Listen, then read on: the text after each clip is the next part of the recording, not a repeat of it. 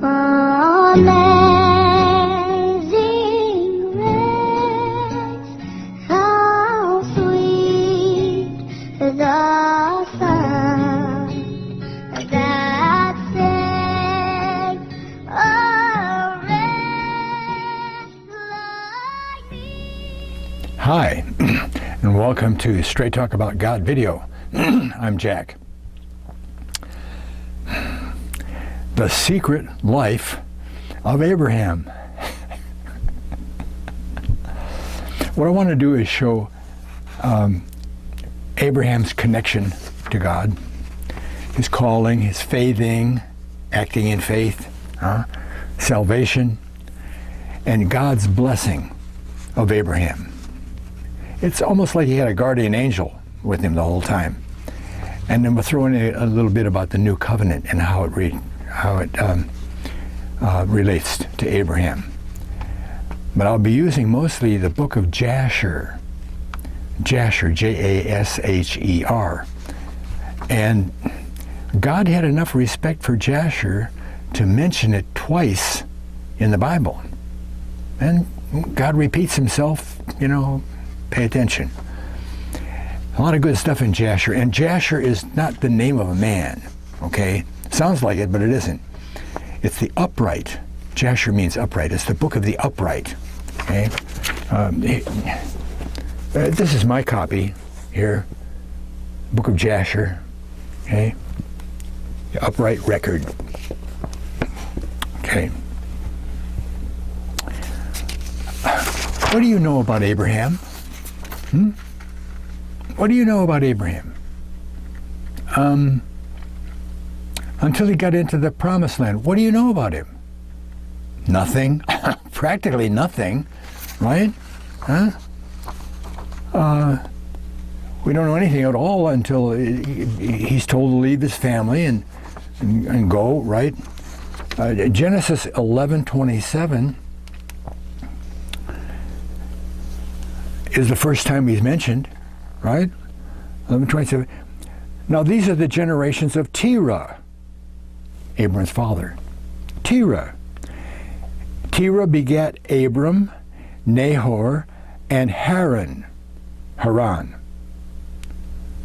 And Haran begat Lot.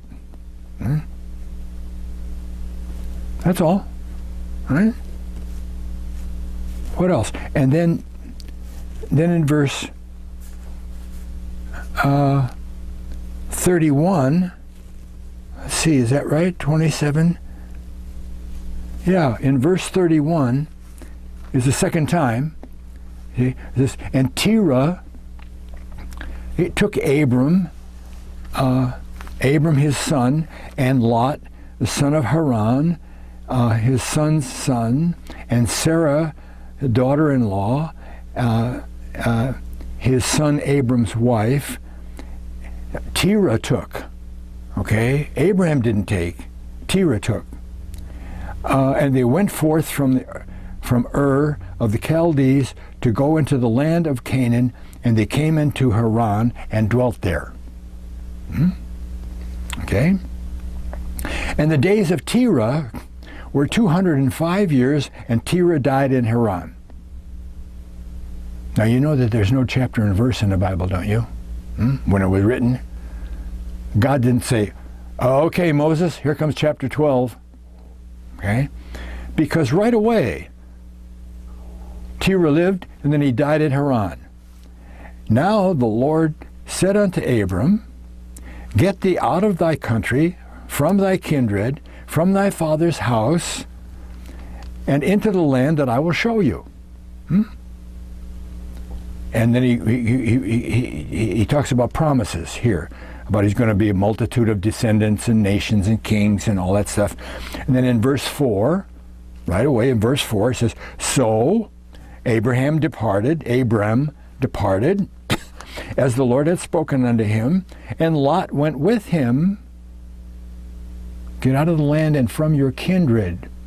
Lot went with him. And Abram was 75 years old when he departed out of Haran. Well, that's pretty sketchy, but he was 75 when he left Haran with Lot. His father died at Haran, and he left. That isn't the way it happened. Oh, well, Dad died, now it's time to go back down to Canaan. Or, that isn't how it happened. We'll get to that in a while. Okay? So Terah takes the family. So he's supposed to leave his country. He departs. What was he doing for those first 75 years? Huh? The secret life of Abraham. What was he doing? He was born, he marries Sarah, Terah takes him to Haran, and he leaves Haran when he's 75. Huh? Well, wait a minute. You see, there's something that I know about God. Okay? He always gets people ready for the job he has them to do. And the bigger the job, the more training the person gets, right? I'll give you two little examples of that. Noah and Paul, okay? Noah had the job of preaching. We don't get this in the Bible, but he was supposed to preach repentance to the people, and he was supposed to save the true DNA bloodline of the people, of the human race, by going through the flood, taking it through the flood. Everybody else was wiped out, right? Well, God helped him, told him what he had to do, and he helped him get ready for 120 years. 120 years, wow. By having him preach about the flood and repentance for 115, and then build the ark for the last 5 years, okay? Now we'll go to Jasher, okay? 11:11. And the Lord granted them, the people, he says, Methuselah and you go out and you preach. Okay? And the Lord granted them a period of 120 years, saying, if they will return, then will God repent of the evil so as not to destroy the earth. 120 years, okay? And then 1234, here we go. And in his, Noah, in his 195th year, Noah commenced to make the ark, and he made the ark in 5 years, as the Lord had commanded. He said, I'm giving him 120 years. And then he said, you go and preach with Methuselah, and for the last 5 of those 120, he built the ark. Okay? But God also helped him by the animals. Okay? Did you ever stop and figure out how did those animals get there, right? Well, the Bible tells us, but it kind of just passes through, and maybe we don't notice it. It's in Genesis 6:20. Genesis 6:20. And it says, the fowls after their kind, every creeping thing after his kind, the cattle after their kind, two of every sort shall come unto thee to keep them alive. God says, the animals are going to show up, Noah. Boom, they do. Pretty good. Okay. What does Jasher have to say about that? See? Jasher 12:1 and 2. And at that time, after the death of Methuselah, right down toward the beginning of the flood, the Lord said to Noah, go thou with thy household into the ark. Behold, I will gather to thee all the animals of the earth, the beasts of the field, the fowls of the air, and they shall come and surround the ark. And there's another place, I won't go to the whole thing here, but he was told Noah was supposed to sit on the door of the door of the ark, and the animals were going to come to him. And anybody would stand up and be a good animal, they went aside. If they came up and they were tame and obedient, take them, put them in the ark. Okay? So they all go in the ark. The rain starts. Noah closes the door, and all the people were gathered around there, and they say, "Hey, it's raining out here." Wait a minute, where am I here? They shall come unto thee, 12, 1 and 2, 14, 24 through and 25. Okay? And the sons of men approached in order to break into the ark, to come in on account of the rain, for they could not bear the rain upon them. And the Lord sent all of the beasts and animals that stood around the ark, the ones that couldn't get in, right? All the lions and the tigers and bears, oh my, they couldn't get in, okay? Sent them around and drove away the people from that place, and every man went his way, and they again scattered themselves on the face of the earth. Pretty good. God had everything all worked out, right? Okay. Okay, what was Paul's job? Paul's job, pretty simple, as simple as Noah. He was supposed to bring the good news that God was going to set up a kingdom on the earth, and how we could get in on that job. Good. So the job was simple enough, but it needed to be taken all across the whole north of the Mediterranean Sea, all the way over to Europe, the whole European and West Asian continent, all the way from Turkey to the British Isles. Paul went to Britain. Okay? See, Jesus told all of his apostles that they were supposed to go to, quote, the lost sheep of the house of Israel. Not the Jews, not the Hebrews, not all of Israel, but the house of Israel. The house of Israel is always the 10-tribe northern kingdom, right? The nation of 10 tribes, the lost tribes. Go to the lost tribes and tell them, right? He told all of his apostles of that, and Paul.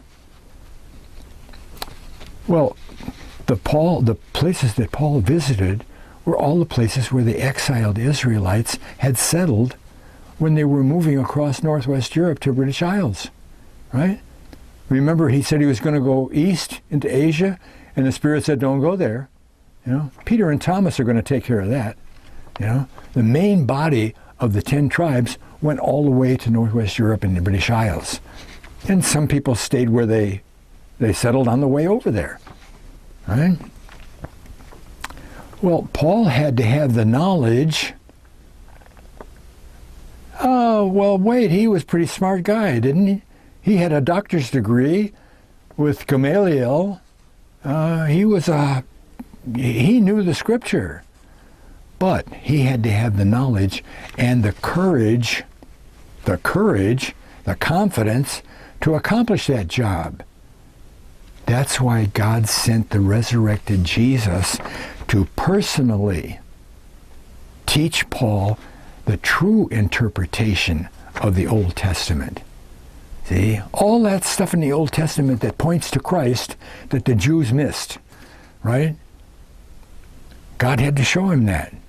And Jesus was the one that did that. And because it was the resurrected Jesus, that gave him the strength to carry out that mission.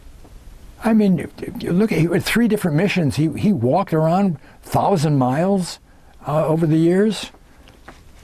You see, God always gets people ready for the job that he has in mind for them. Always. And it's the same for you and me, right?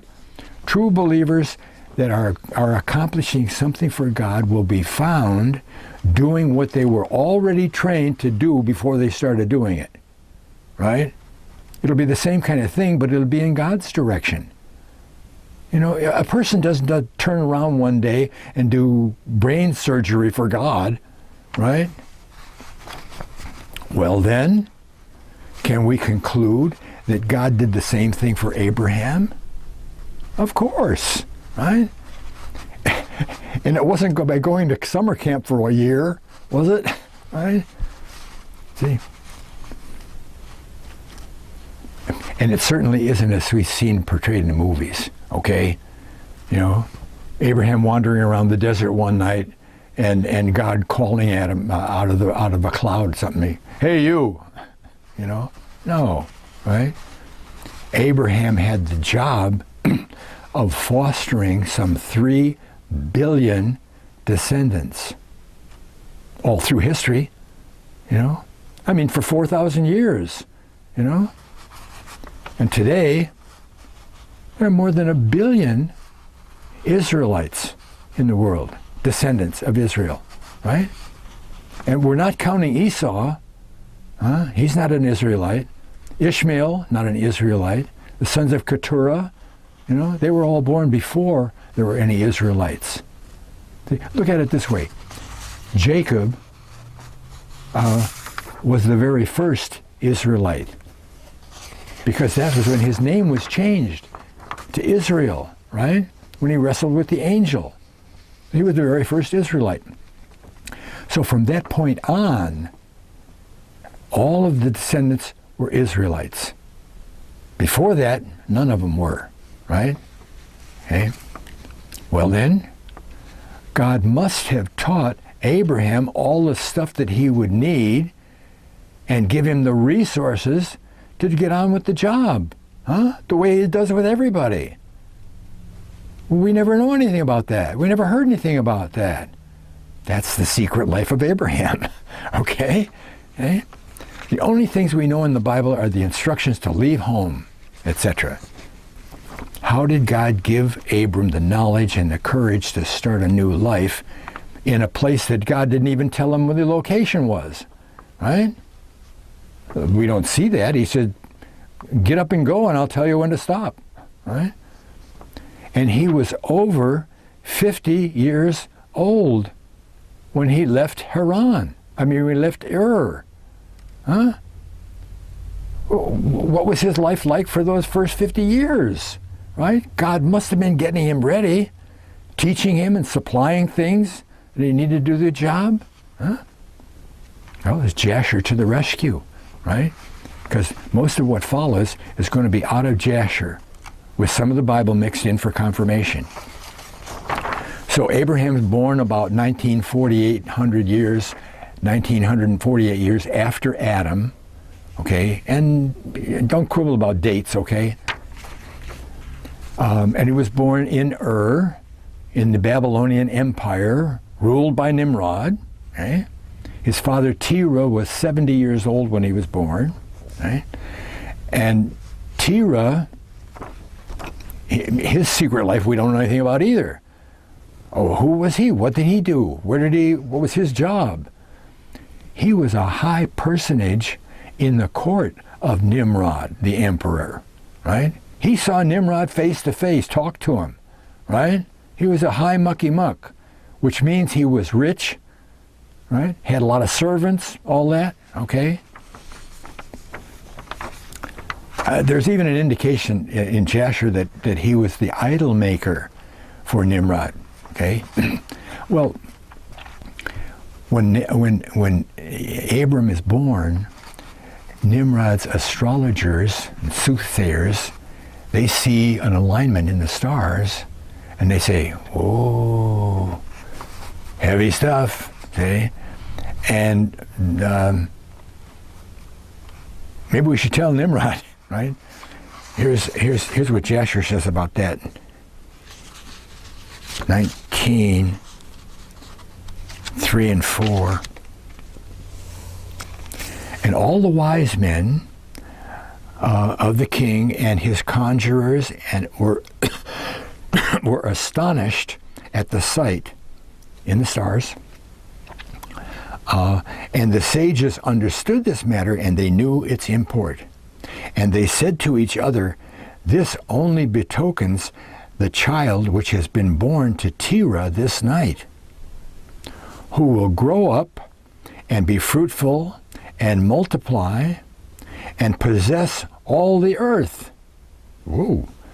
He and his children forever, and he and his seed will slay great kings and inherit their lands." Well, they go and they tell Nimrod that, and he says, "Oh no, that's not going to happen while I'm on air." Huh? So he calls in Terah, and he offers to pay him to bring Abram in so he can kill him. Well, Nimrod lived for 275 years. So it isn't like Abram's going to grow up and be the king after Nimrod is gone. Okay? Right? Well, Terah begs him for 3 days to make a decision. And he goes back home, and he doesn't want to kill Abram. So what does he do? Again, he's rich. He's got a lot of servants. And one of his servants has a baby. He takes that baby and he brings that to Nimrod. Nimrod pays him off with whatever it was, and he dashes the baby's head against the ground.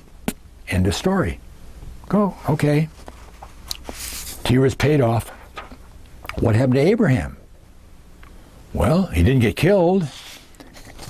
Abram, at age 10, until age 10, Abram was hidden in a cave with his mother and his nurse, right? 21, 35, and 36. And Terah took Abram, his son, secretly, together with his mother and the nurse, and concealed him in a cave.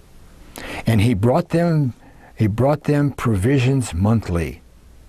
And the Lord, get this part, and the Lord was with Abram in the cave, and he grew up, and Abram was in the cave 10 years. And the king and the princes and the soothsayers and the sages thought that the king had killed Abram. Boom, done. Okay, done with that. Well, 10 years is important here, because at 10, Abram was taken out of the cave to Noah and Shem. Noah and Shem. People in the Old Testament live a long, long time. Noah and Shem. And lived with them for 39 years. 39 years. That's where he learned about the zodiac and mathematics and astronomy and so forth. Because Josephus, first century historian, says that when Abram went to Egypt, he taught them math and astronomy.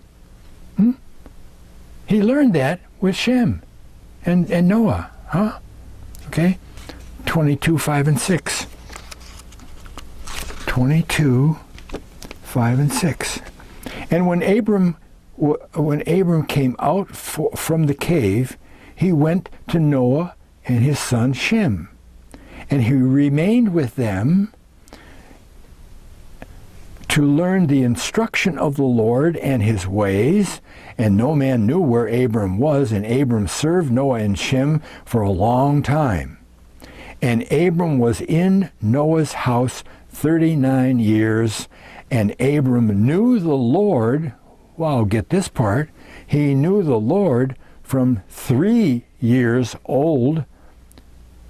And he knew the ways of the Lord until the day of his death. He was still in the cave at 3. He knew the Lord at 3 years old. Not bad. Okay, so he comes home when he's 50. Okay? Or 49 and a half, or whatever. Here's a funny story about when he comes home. Okay? He comes home, and he he sees his father's idol room. His father's got 12 idols, one for each month, right? And he worships one every month, okay? And I got to stop here to remind you that Terah, his father, he's not on God's side. He's got all these idols. He's working for Nimrod, who's a total pagan, with the mystery religions and stuff. But he's out of the priestly line that travels all the way down from Adam, right? And God takes care of those people, even though they're not worshiping him, because he's got a bigger plan in mind, like Abram, okay? So Abram comes home. He sees all of these idols that he never saw before. And he said, wait a minute, what's going on here? My father's worshiping all these idols? Okay, I know what I'll do. He gets together a bunch of savory meat, right? And he puts it out for all the idols, one for each one, puts it out there, right? He sits there all day, nothing happens. He knew it wouldn't. Nothing happens. So he takes an axe, a hatchet in the house, and he breaks up all the idols except the big one, the really big one, the most important one, and he puts the hatchet in the idol's hand, okay? And he starts to leave, and Terah is just coming home at that time, okay? Let me find this here. Is it 28, 5, and 6?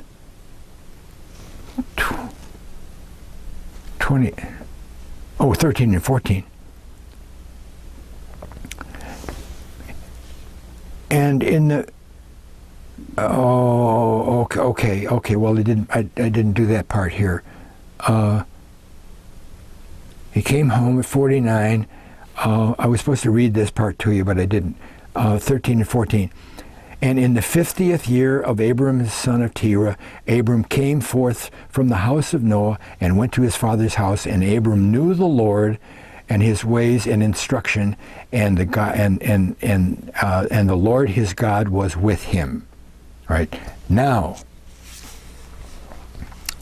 And when he had done breaking the images,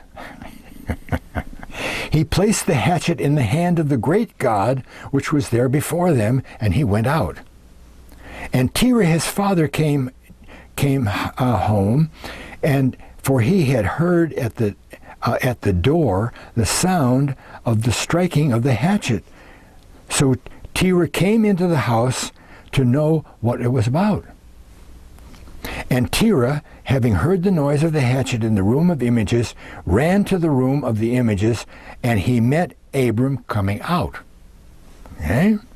And Terah entered the room, and he found all the idols fallen down and broken, and the hatchet in the hand of the largest, which was not broken.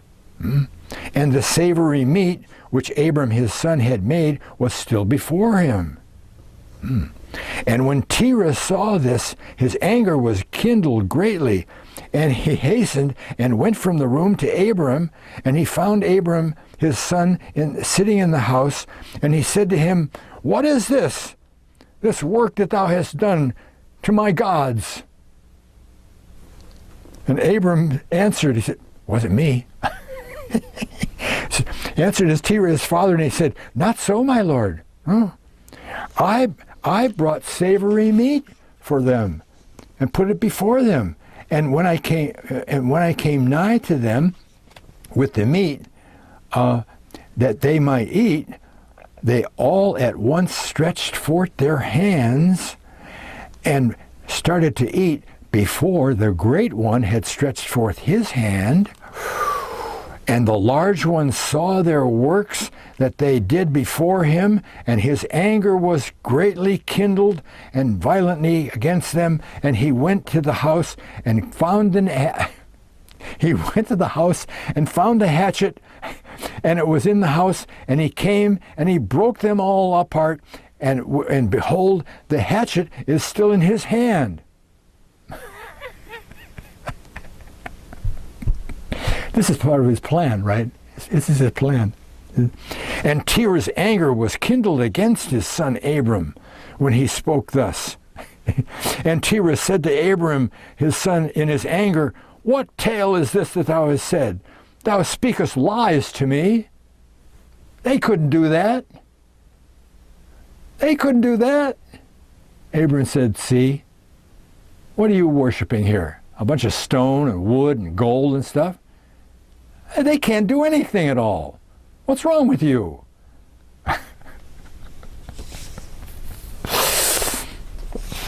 Let's see, where are we here?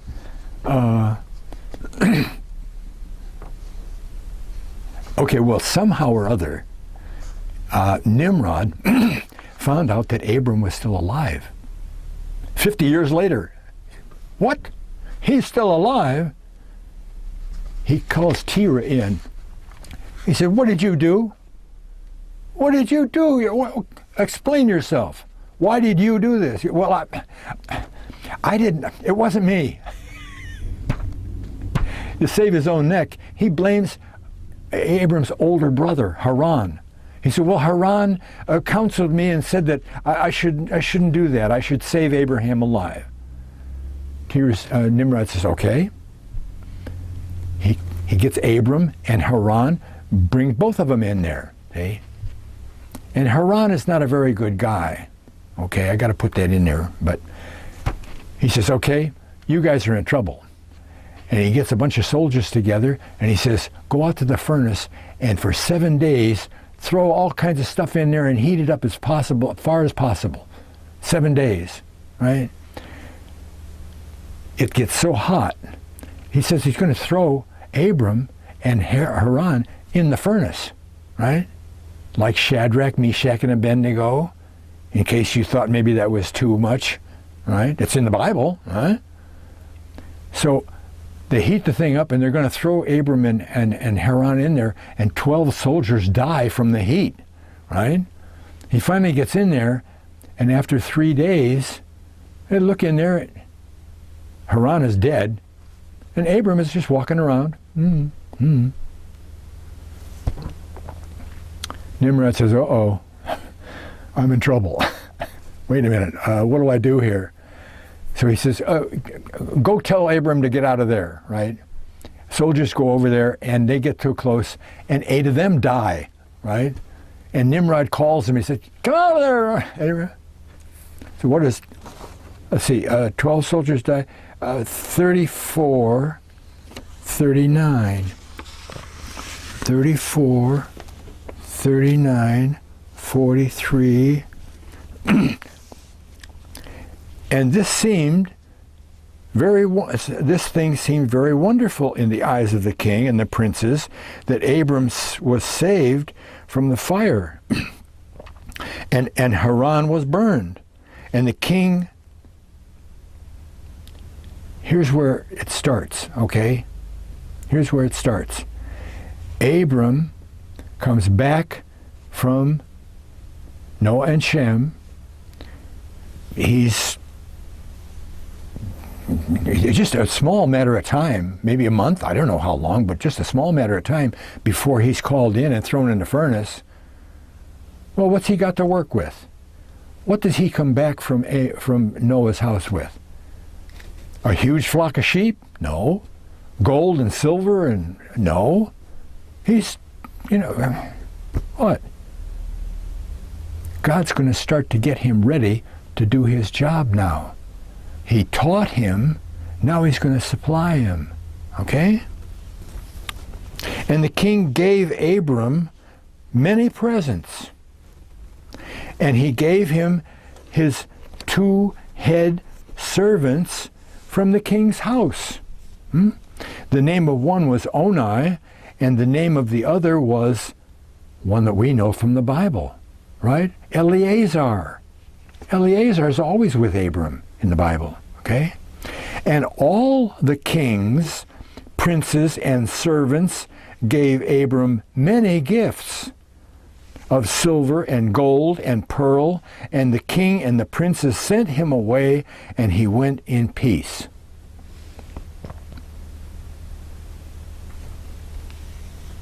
Now he's got enough to buy whatever he wants. Got a lot of resources now. Eleazar's there. Huh? So maybe a year and a half go by, something like that. Terah's out of favor, okay? I'm pretty sure he's out of favor now, okay? But he's still a rich guy, It isn't like he has to go on unemployment, right? But as it says in the Bible, right? Remember in Genesis 11, Terah takes his family and Abram and Sarah and Lot and all and go. And they wind up in Haran, okay? So that happens now. And Abram is 50, 51, 52, something like that. And they stop off at Haran, which has nothing to do with his dead brother. It's the land of Haran. It's up at the top of the Fertile Crescent. You go across from Babylon, or the top of the crescent, and then down into Jerusalem and the Holy Land and Damascus and all of that's down in there, okay? But the Jasher version, see, in the Bible it says they stopped at Haran. And then Terah dies, and Abram goes to Canaan. The Jasher version has Abram going to Canaan and then coming back. It's kind of like an exploratory trip, to see where he's going to go. He was down on the west side of the Jordan River, and he was down there for I don't know, a year or maybe less, whatever, and then he goes back up to Haran, right? And he spends the rest of his time. Remember, he leaves Haran at 75, right? He goes there at 51 or 52, spends maybe a year down in Canaan, comes back, and for over 20 years he's in Haran. What's he doing there? Huh? What is he doing there? Right?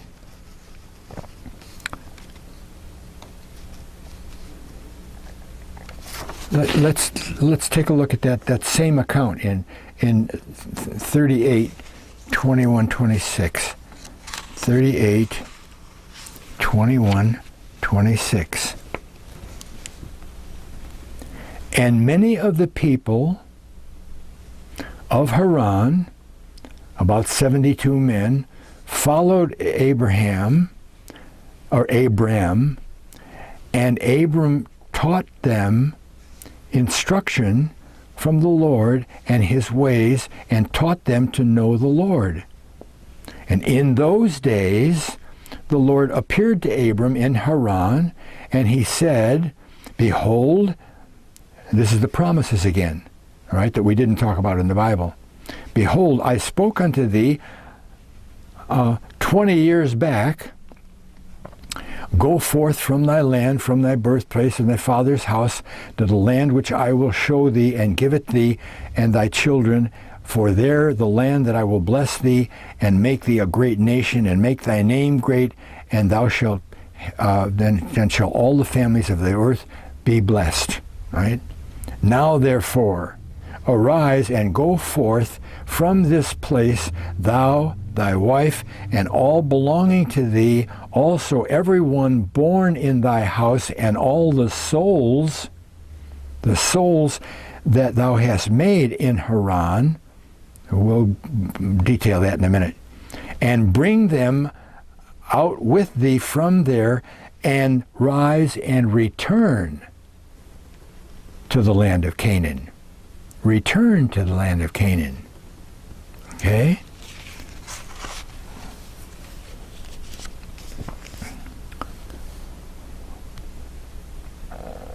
So he leaves at 75.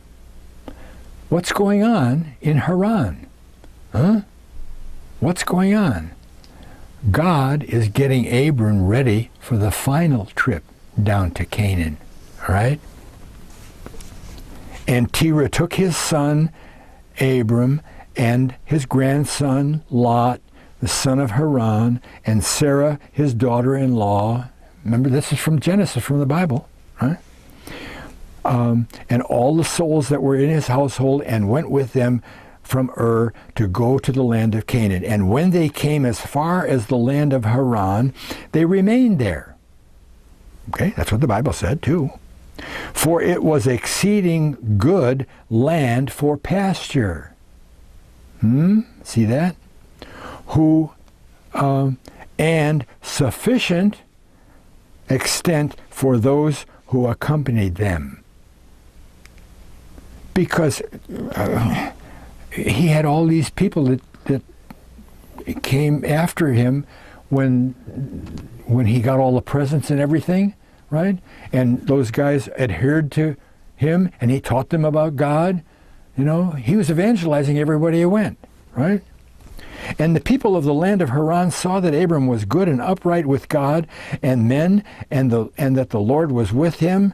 And some of the people of the land of Haran came and joined Abram, same as they did in Ur before he left, right? And he taught them the instructions of the Lord and his ways, and these men remained with Abram in his house and adhered to him.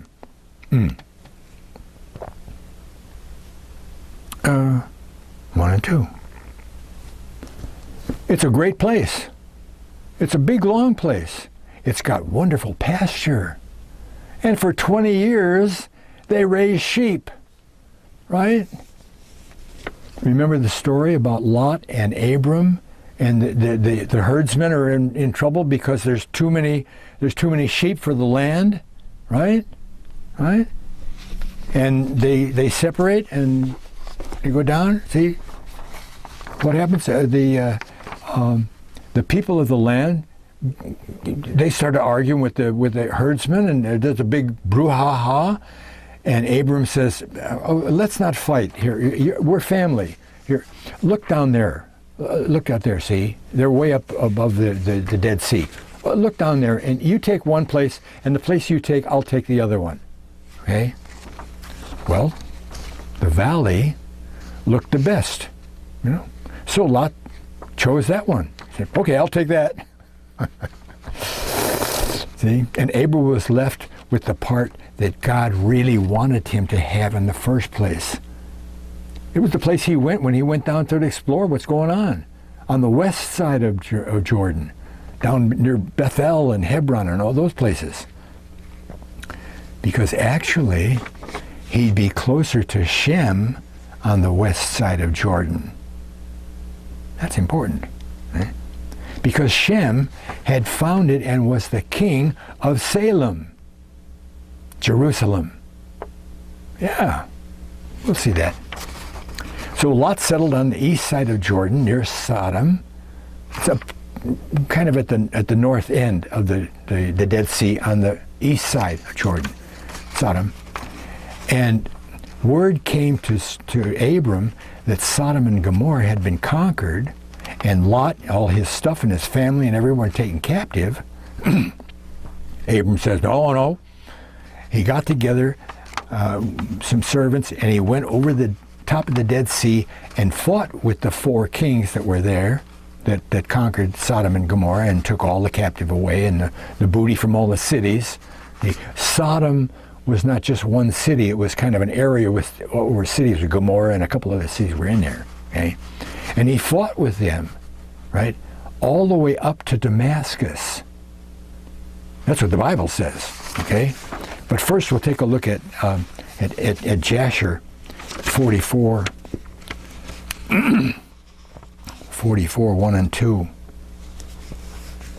And at that time, Chedorlaomer, the king of Elam, sent to all the neighboring kings, to Nimrod, king of Shinar, who was then under his power.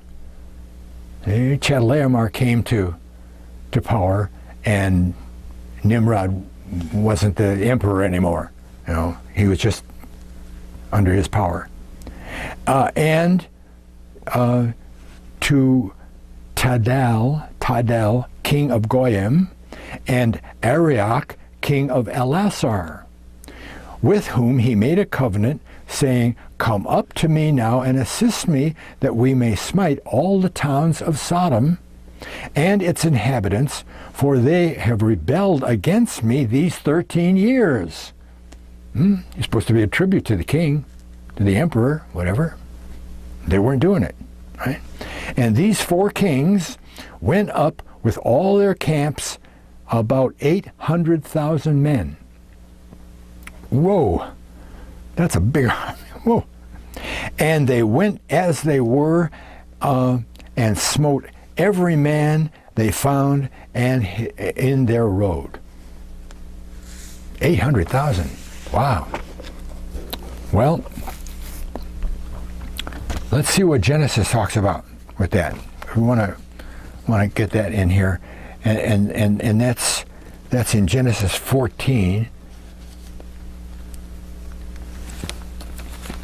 Where is that? 14, 11 through 17. And they took all the goods of Sodom and Gomorrah and all... Can't see me over there, can you? Took all the goods of Sodom and Gomorrah and all their victuals and went their way. And they took Lot, Abram's brother's son, who dwelt in Sodom, and his goods, and departed. And there came one had escaped, and told the Hebrew, told Abram the Hebrew, for he dwelt in the plain of Mamre, the Amorite.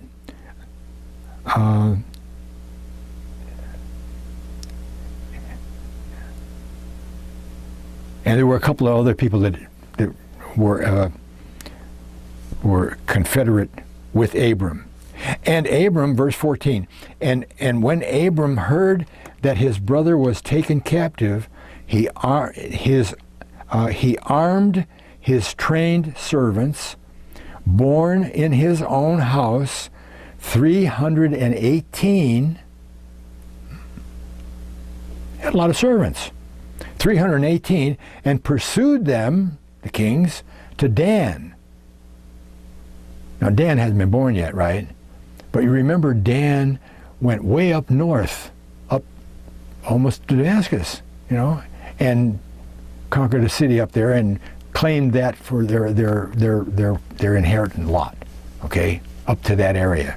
So that just tells us how far north it was, up to Dan, okay? And he divided himself against them and his servants by night, and smote them, and pursued them unto Hobah, which is on the left hand of Damascus. That's over 50 miles north, right? So maybe he was fighting them all the way up there. I don't know, whatever, right? And he brought back all the goods, and also brought again his brother Lot, and his goods, and the women also, and the people. And the king of Sodom went out to meet him after his return from the slaughter of Chedorlaomer, and the kings that were with him at the valley of Sheva, which is the King's Dale. King's Dale. Okay? One more part, 6 to 10. And they plundered all the cities of Sodom and Gomorrah, and they took Lot, Abram's brother's son, and his property, and they seized all the goods of the city of Sodom, and they went the way. And Eunuch, Abram's servant, one of them, who was in the battle, saw this. Oh, they got Lot. Okay? And he told Abram, he traveled where Abram was, right? Abram wasn't there. And he told Abram all that the kings had done to the cities of Sodom, and that Lot was also captive. And Abram heard this. When he heard this, he rose up with about 318 men that were with him, and that night he pursued these kings and smote them. See, that sounds like he did it in one night, right? All the way to Damascus. The battle wasn't in Damascus. It was down by the Dead Sea, okay? Pursued them And they all fell before Abram and his men, and there was none remaining but the 4 kings who fled, and they went their own road. And Abram, am I supposed to reach more than that? Oh, 10, yeah, okay. And Abram recovered all the property of Sodom, and also recovered Lot and his property and his wives and his little ones, and all belonging to him, so that Lot lacked nothing. Okay. And when he returned from smiting the kings, he and his men passed the valley of Siddim, where the kings made war together. Okay?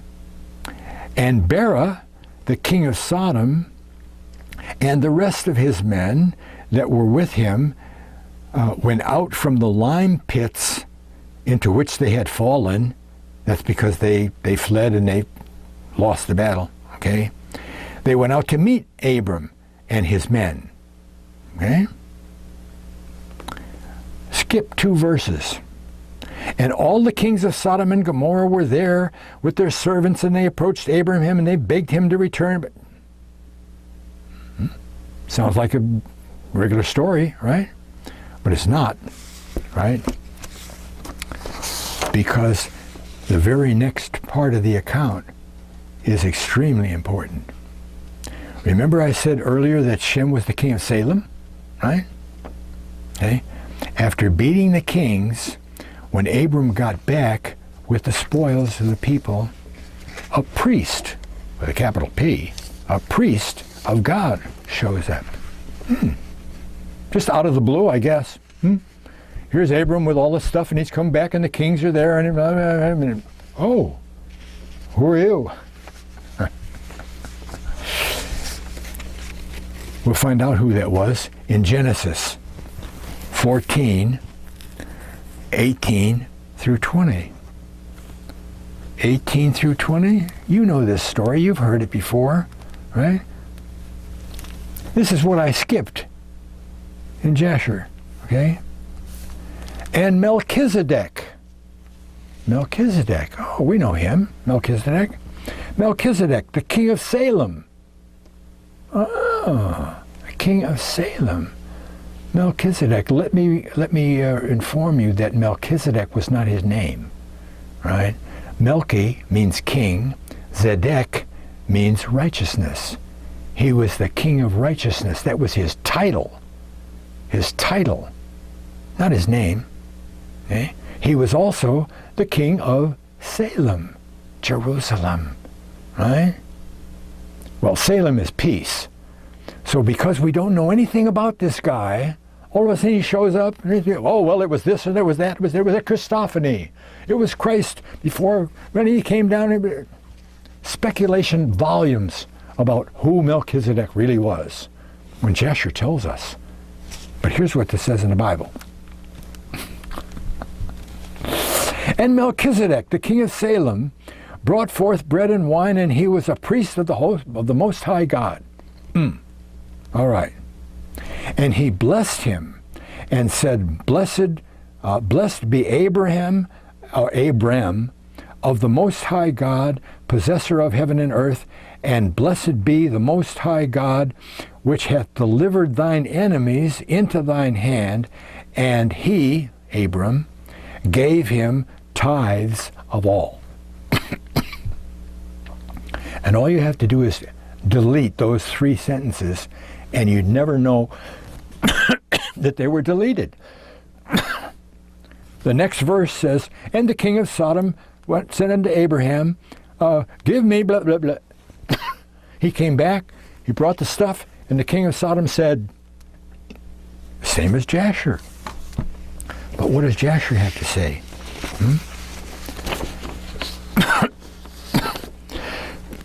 Jasher says, and Adonizedek,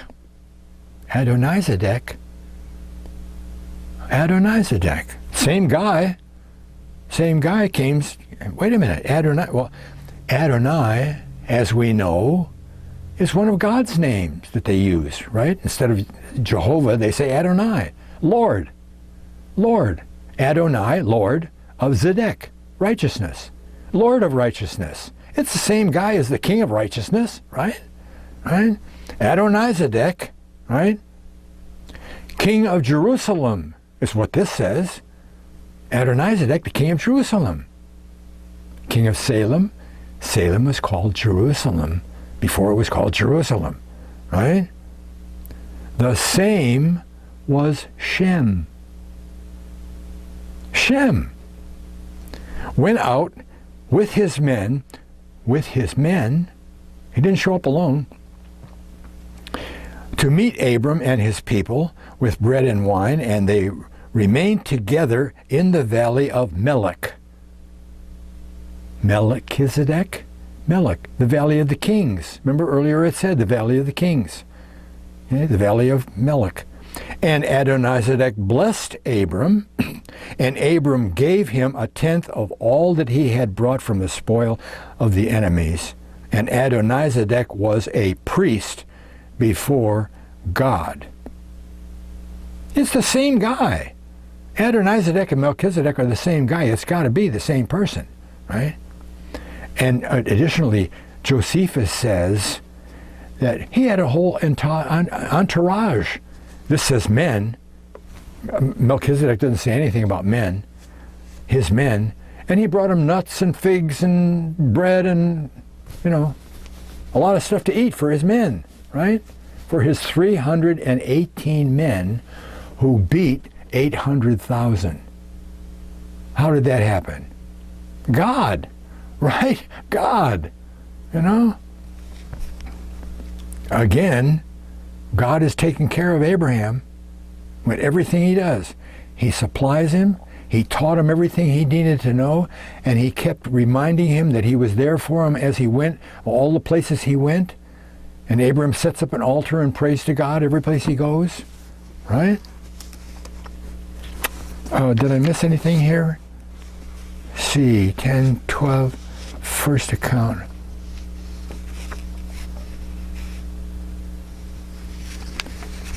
Why did God include this little 3 verses in the Bible and 2 verses in Jasher? Why did God include that story in the whole scenario? Huh? Does God put stuff in the Bible just by random? Huh? No. Everything God has put in the Bible has been put there for our instruction.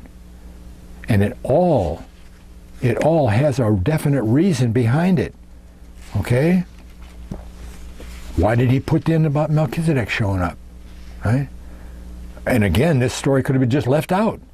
And nobody would have noticed. The story goes on. He comes back, the kings meet him. Well, God was showing us 2 models that he wanted from believers for the rest of the world, for the rest of history. Huh? 2, the first time, maybe you notice it with bread and wine. Both accounts, bread and wine. Well, what do we know about bread and wine? That's communion. This is the first communion in the Bible. Melchizedek brings him communion. Well, if that's Shem and it's his teacher, that's perfectly reasonable, isn't it? For his teacher to bring him communion, right? And communion is what? It's a type of Christ, isn't it? That's why God put that in there. And what does Abram do? He supports his teacher. The very first time in the Bible we talk about anybody giving anything, tithing, to his teacher. If Shem was his teacher for 39 years, then it's perfectly reasonable that God is going to show the rest of the history how he wants to support his teacher, right? How did all the Old Testament people, where did they give their tithes? They didn't give it to the people next door. They didn't give it to the poor. They gave it to the Levites and the priests, the people who were responsible for teaching them about God. And Paul, in every one of his letters but 2, specifically says, support your teacher. The people who teach you about God, give them your support, right? That's why God put that story in the Bible, huh?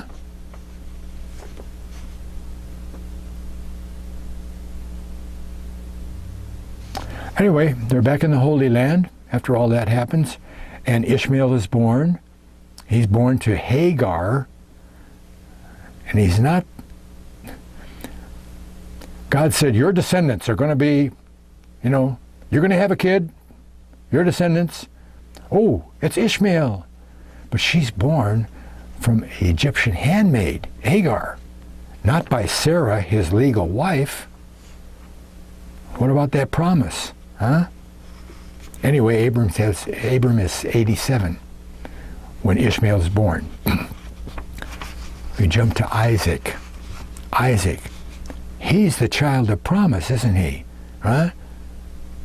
Because Sarah's 90, and the Bible even says she's past time, right? She's 90, right? And she has a kid. Whoa!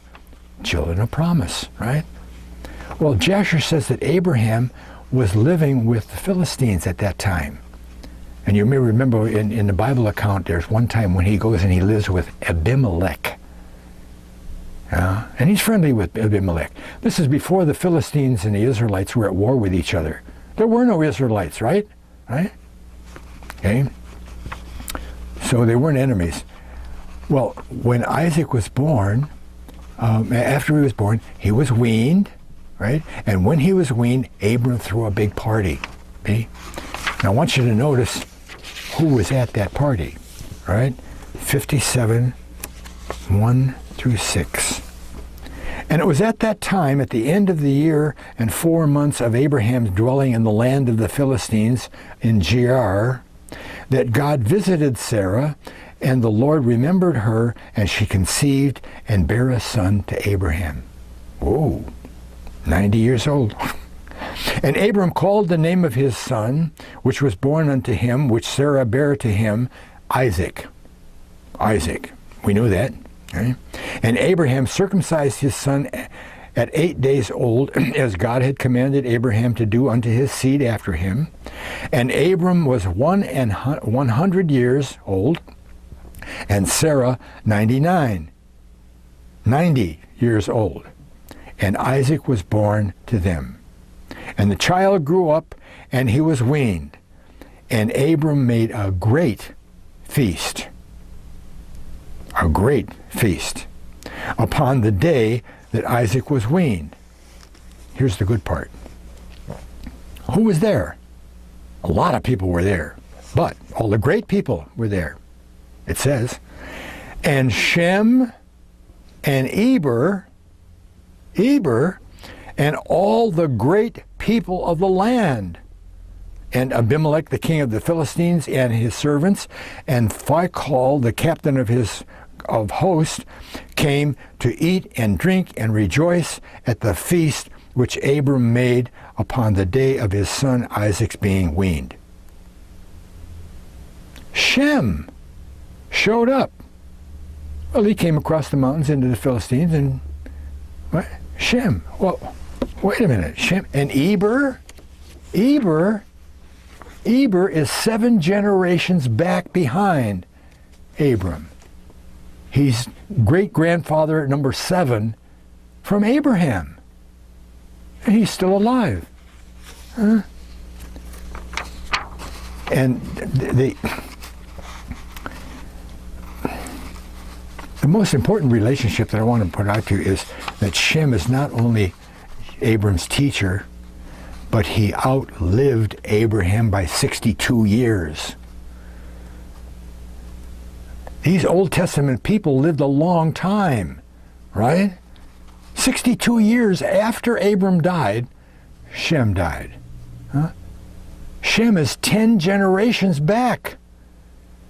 Shem was great-grandfather 10 times 10 of Abram, right? And Jasher even outlines later on that Eber lived 140 years after Isaac was born. After Isaac was born. Eber even outlived Shem. Okay? And you remember how it said all the great people of the land? Right? You don't think these people had interaction with each other? Huh? You don't think Jacob had interaction with Abraham? Huh? Abraham all had interaction with all of his patriarchs? Of course they did. You know, even if they only got together once every 5 years. You know? They're the priestly line. Anyway, Abram is about 113, give or take, and he's told to sacrifice Isaac. Oh boy. He tries, but he stopped, okay? But I want you to notice Abraham's mindset, okay, about the sacrifice. Pretty interesting, okay? Genesis 22, 1 through 5. 22, 1 through 5. And it came to pass in those days, after those things, that God did tempt Abraham. And he said unto him, Abraham. And he said, Behold, here am I. And he said, Take now thy son, thine only son. Ishmael wasn't the only son of promise. Only son, and get thee into the land of Moriah. That's where they're going to build the temple. Into the land of Moriah, and offer him there as a burnt offering upon one of the mountains that I will show thee of. Oh, well, wait a minute. My only son, God. Oh, Abram didn't do any of that. What's the next verse say? And Abram rose up early in the morning and saddled his ass and took took two of his young men and Isaac and his son, and clave the wood for the burnt offering, and rose up and went to the place of which God had told him. Then, on the third day, 3 days in the tomb, third day, Abraham lifted up his eyes and he saw the place afar off. How did he know that was the place? We'll find out. And Abram said to his 2 young men, Abide ye here with the ass, and I and the lad will go yonder and worship and come again to you. He didn't say, I'll come back. He said, we'll come back. We'll go, worship, and come back. Didn't he? Well, you should have seen what George C. Scott did when God said, sacrifice Isaac, right? It was a rainy, cloudy night, and it was dark, and he had the biggest hissy fit in the world. He went around stamping his feet. No, you can't do it. It went on forever, right? Abraham, what did he do? He got up the next morning, saddled his ass, and went, huh? Wait a minute. What about the promise? Huh? What about the promise? Or you said all of these kids are going to, huh? Let's take a look at Jasher 66:43. 66:43. And Abram, this is on the road, okay? And Abram looks up and he sees the mountain. That's not the only mountain that he can see, right? He has to travel up to see the mountain, to the mountain that he sees. There's a lot of mountains around there, right? Abraham said to Isaac, my son, dost thou see in that mountain there, that mountain which we perceive in a distance, that which I see upon it?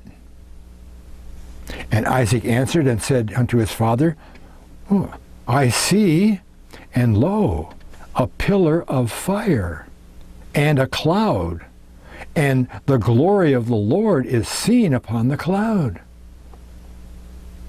Good job, son. And Abraham knew that his son Isaac was accepted before the Lord for the burnt offering. And what happened to the other guys?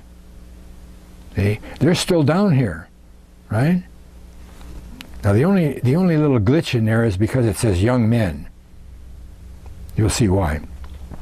And young men, if you're 115 and somebody else is only 80, that's a young man, okay? And Abram said unto Eleazar and Ishmael, his son, those were the two guys that were with him. Huh? Do you also see that which we see upon the mountain, which is at the distance? And they answered and said, no, we see nothing more than the like of any other mountains on the earth. And Abraham knew that they were not accepted before the Lord to go with them. And Abram said to them, abide ye here with the ass, whilst I and Isaac, my son, will go yonder to yonder mount and worship there before the Lord, and then return to you. Which is what the Bible says, a little bit different language. We'll go, we'll worship, and we'll come back. How did he know that? And why wasn't he bothered by it? Right? Because he knew God. And he knew that God was faithful to everything that he had said for the last over 100 years, including giving him a child when Sarah wasn't supposed to be able to bear any children. Right? He knew that when God said something, it was going to come true. Well, what does that mean for Isaac? He's going to kill Isaac. But all of the descendants are going to come out of Isaac eventually. How does that work? Right?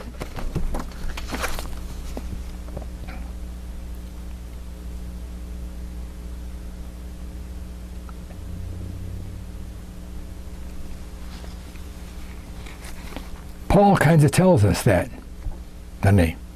Did I read that? 67? 67. I got to read you this one part here before we do that, right? See, because Isaac also by this time, knows about the Lord. I mean, Abraham told him about him being born when his mother was 90, right? And all the other stuff, right? Also, we don't know how old Isaac is here. He might be a young man. He might be 20, not 12, 10, And do you think maybe he's had a visit with Shem and some of the other patriarchs, Terah, and so forth? Huh? Okay? He knows God. He's way on God's side. There's one story in Jasher says that Ishmael was bragging. And he said, oh, you're not so much. Say, when I was 13, your father circumcised me. Yeah, I took it, And Isaac said, oh, go away. I don't care if God told Father to sacrifice me, I'd gladly do it. And he reiterates that before here, saying it's a joy it is for him to be honored, to be a sacrifice for God. He goes on to say, and Abram, wait a minute. 43. And Abram said unto Isaac, my son, well, that's the mountain. Wait a minute. 67. And Isaac said to his father, he took his son, bound him with the cord, was going to put him on the altar. And Isaac said to his father, bind me securely, and then place me on the altar, lest I should turn and move and break loose from the force of the knife upon my flesh, and thereby profane the burnt offering He said, oh, well, be sure and tie me up tight so I don't ruin this sacrifice for God. What? That's why true believers welcome death, because they go to be with God, right? How many Christians have you ever run into who were struggling for the last 5 or 6 years of their life to defeat whatever was wrong with them so that they could live longer? Oh, I've got cancer, and I've got to do all this stuff, and I've got to have my prostate cut out so that and it's time for you to die. Die. Go to heaven. Well,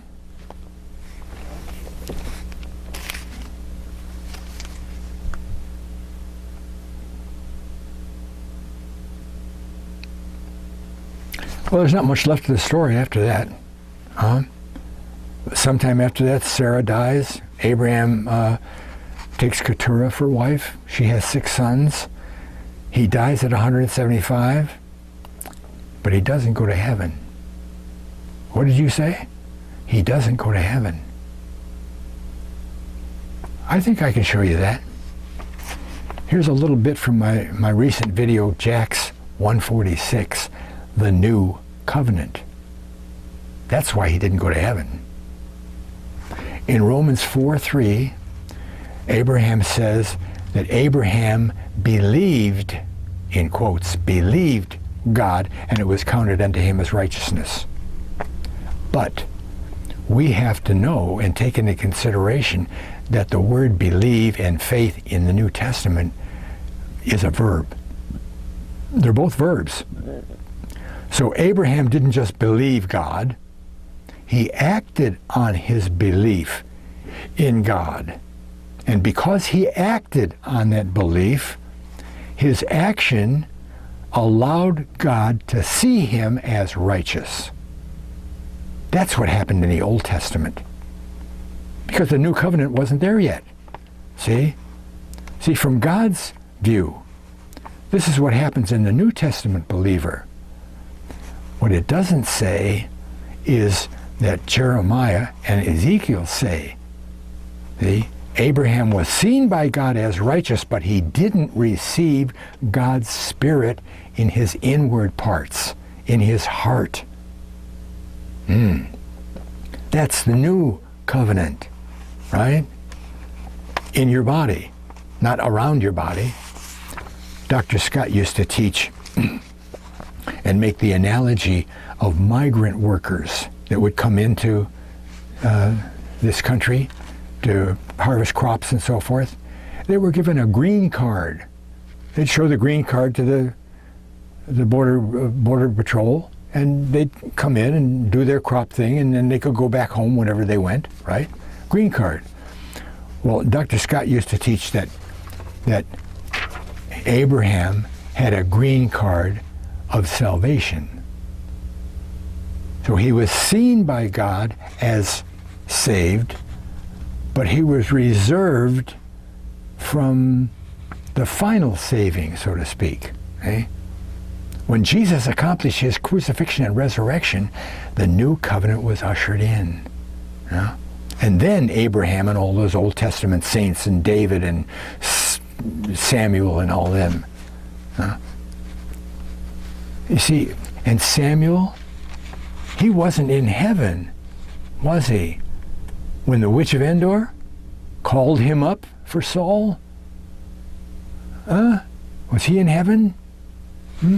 Abram wasn't in heaven, right?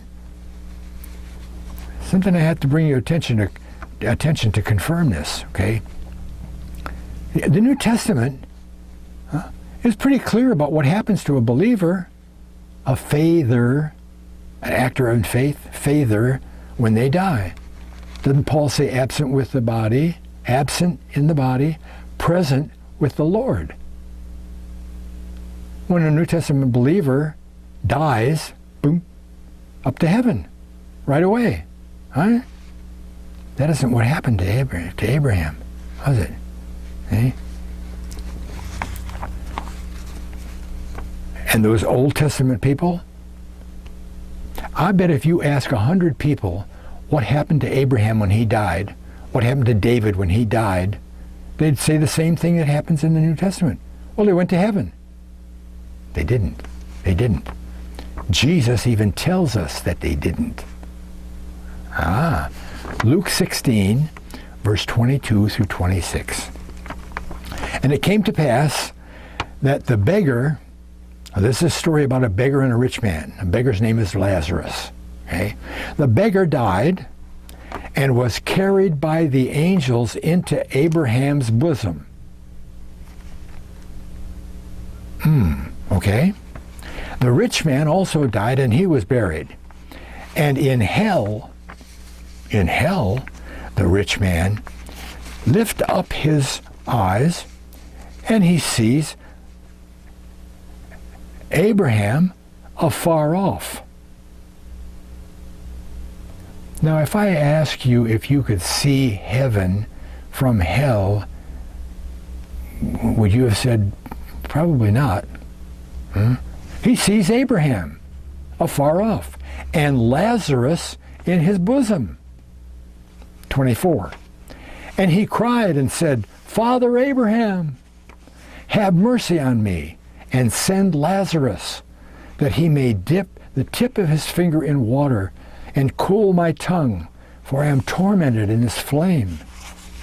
But Abraham said, Son, remember that in thy lifetime thou receivest thy good things, and likewise Lazarus evil things. But now he is comforted, and you are tormented. And beside all this, between us is a great gulf, fixed. And they which would pass from hence to us, or to you, cannot. Neither can they pass to us that would come from hence. Well, it's clear that the rich man is in hell. And I believe it would have been clear if Abraham and Lazarus were in heaven. But it isn't. And it doesn't sound like they were in heaven to me. And I don't think you can see heaven from hell. You know? Why weren't they in heaven? Because the new heaven and the new covenant hadn't clicked in yet, right? It'd be over almost 2,000 years before Jesus would arrive, right? 1,800 years anyway, right? Abraham was in God's back pocket from before he was even born, right? And remember that he was, quote, with the Lord from age 3, right? He was working for God for 75 years before he settled in the Holy Land, right? And all that time, God was blessing him with the things he needed to carry out